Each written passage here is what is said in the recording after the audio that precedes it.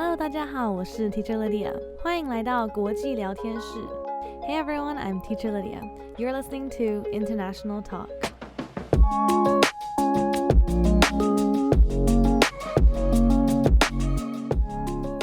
今天很开心可以邀请到德国埃及混血儿 Natasha。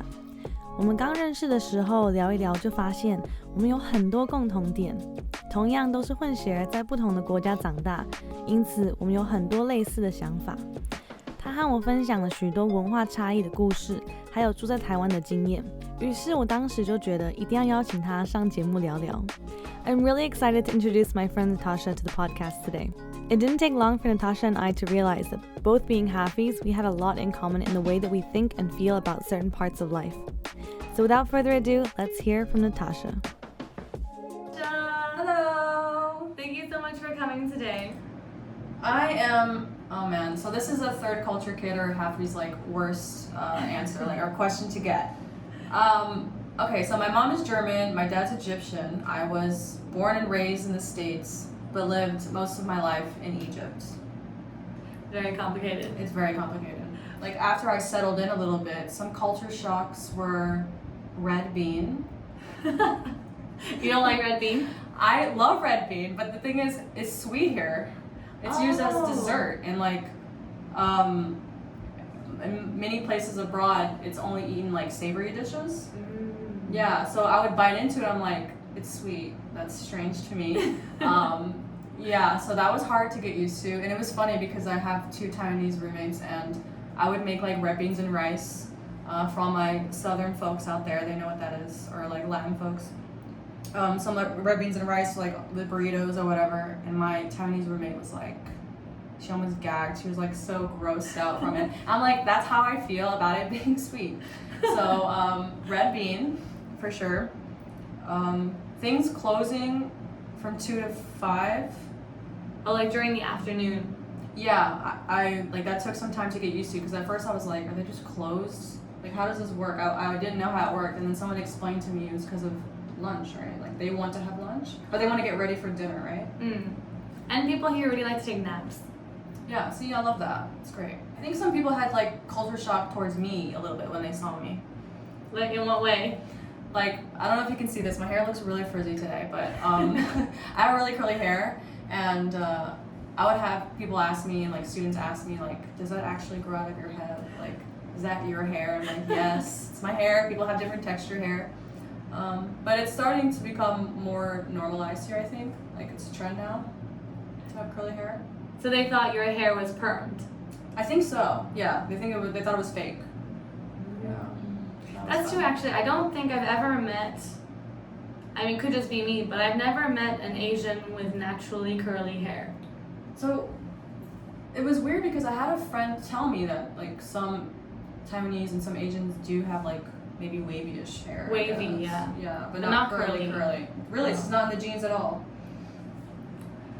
I've never met one. Yeah. Okay, yeah. Maybe they exist, but definitely a minority if they do. Other than the communication side, what else do you think is different? Well, I've dated Taiwanese guys. I dated a Taiwanese guy for like 6 months. So I like Taiwanese guys. There's a lot of positives about them. I think they're really sweet and they're really attentive. Like the last guy I dated, he found out I had anemia, and he took his time to write down every food, every vegetable, every fruit that would help me. Wow. Yeah, like he wrote that like just like his handwriting it. So they're just really sweet, they're attentive, and yeah, they really just listen to you and want to make you happy, I think. That's true. I think they are very sweet. I always tell people that Taiwan is the only country I know where the guys will voluntarily carry your handbag. I know. It's the only place, for real.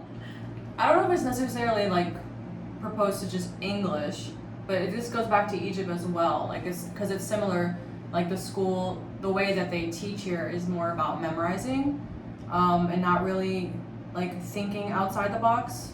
So I think that is one of their biggest challenges is critically thinking instead of just worrying about what they're gonna get and memorizing it. Have you had a situation where you've had to teach a certain topic?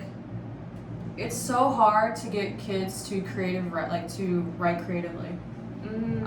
It's a little bit easier with younger kids, but as they get older, because I worked at a middle school and a high school, and like trying to get them to write a creative story was like pulling teeth. It was really hard because they were just thinking about everything so literally. They just couldn't use their imagination. They don't get that chance very often, I think, to give their own opinions and exactly. Yeah, so it's really sad because you have to like kind of foster that in their primary days, which I don't think that they're able to do. The most creative kids that I meet now are ones that read. So I would really say get your kids to read a lot of books, yeah. But I've noticed like students that read a lot or their parents make them read, they can write really well and they can speak well and their vocabulary is wide. So. 想听更多访谈内容和精彩的故事吗？欢迎到 Spotify 或 Apple Podcast 等平台收听完整版的访谈内容。直接搜寻 Teacher Lydia 国际聊天室 International Talk 就能找到。也欢迎追踪我的 IG， 还有订阅这个平台。If you'd like to listen to the rest of this interview, check out the full podcast episode on Spotify, Apple Podcasts, or wherever you get your podcasts. You can also follow me on Instagram, Teacher Lydia Languages, or subscribe to this channel. See you next time!